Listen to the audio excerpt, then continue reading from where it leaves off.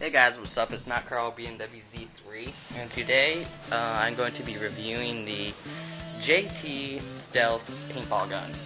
I picked this up at Walmart a few days ago. It was $100, and it came with the hopper, the gun, the little elbow thingy, the barrel plug, and the barrel, a little face mask, doohickey, CO2, and a little squeegee.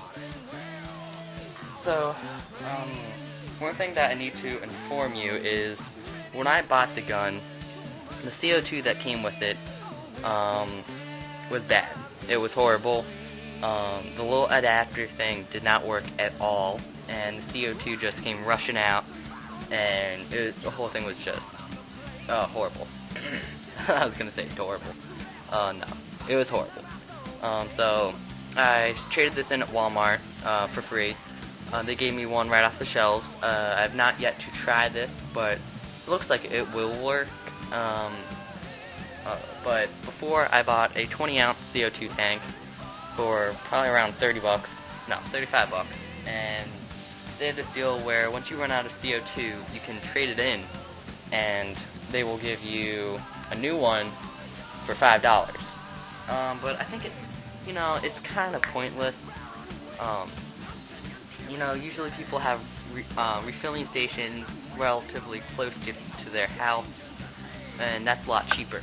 I don't know, it may be free, and you may have to pay a little bit, but definitely less than $5. So, you also want to purchase paintballs.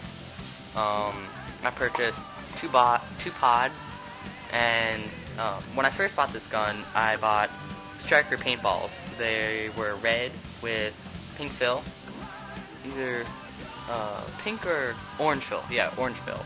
And they were absolutely great. I highly recommend them. But once I ran out of those, because I only bought 500, I bought these Vision Impact. They are absolutely horrible. I don't recommend this. They have like a yellow and red coating outside and pink fill inside, but I had to throw away around 50 of them because they were so severely dented. Some of them are really good, but like this one right here, look at that. It's just like horrible. That totally ruins your accuracy of the gun. Like if you don't move the gun, like I did a little test where I sat the gun down and I held it right here, toward the target, and I shot around 5 paintballs, I guess, and it was directed right at the target, but none of them hit because the aerodynamics was totally off because of the dimples. So I do not recommend Vision Impact paintballs. But I do recommend striker paintballs. It also comes with a little squeegee. It's good for if you need to clean out your barrel, but it's bad if your gun chokes and you need to get a paintball shell out of your kind of right here. Then you're on your own with that. But the paintball barrel does unscrew. Let's see. So, the barrel plug, I hear the barrel plug is bad, that these barrel plugs don't really work. Like if you accidentally shoot, they'll just fly out. So I recommend getting a different one. So to clean it, you just stick this through until you see this, and then you kind of pull it, and it kind of gets all the paint out. But another bad thing is, I had paint in there. There's like loads of paint right here, and I found the best way is to just shake it out, smash it on the ground or something. Let's see. So the barrel's pretty nice. I mean, I haven't really tried any other barrel on this, but it's pretty good for accuracy. The hopper is fairly good. It's gravity fed. It's a little cheapo, where this and you pop it open and it stays back, but I've seen better ones out there. Another thing is, it came with a little elbow, and you need this, but it didn't really fit on the gun. I had to shave it down with some sandpaper, which, you know, you shouldn't have to do, but, you know, I guess cheapo guns are cheapo guns. One thing that I need to caution you is that this gun does choke a lot, and it sometimes rapid fires.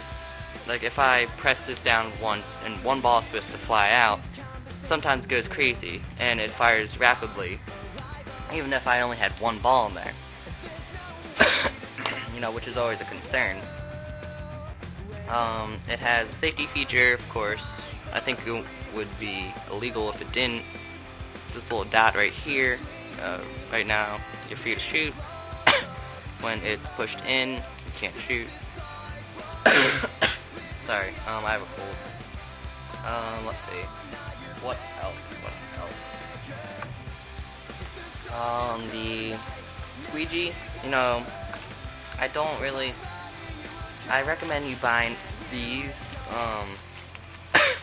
I mean, they're pretty good. They're made out of, like, sheepskin or something. So, yeah, I recommend, you getting different ones, because these kind of can fall apart. Then they could get inside your gun and kind of ruin it. So, I recommend you getting more CO2, if you want a different barrel plug, but, you know, it's not really that necessary. I recommend you getting non-vision impact. And, let's see, overall the gun, I give it around a 7 out of 10, because, you know, it can choke a lot, and when it does, it goes horrible. So, because you have to, like, clean apart all the gun parts, and it's just very bad to cope with. So overall, I give it a 7, because 70% of the time it works fairly well. You know, it's fairly accurate. They tried to add a little aiming device, you know, which doesn't really work, because if you're running, you're not going to be holding this against your face trying to shoot someone. So they try to make it all kind of scopey and, you know, kind of awesome, but kind of failed. So that's it. CO2's fairly good. It does leak, though. There's a little hole right here where the CO2 leaks, but I think that's for, I think the gun can't really handle CO2 in high amounts, so I think it has to leak a little.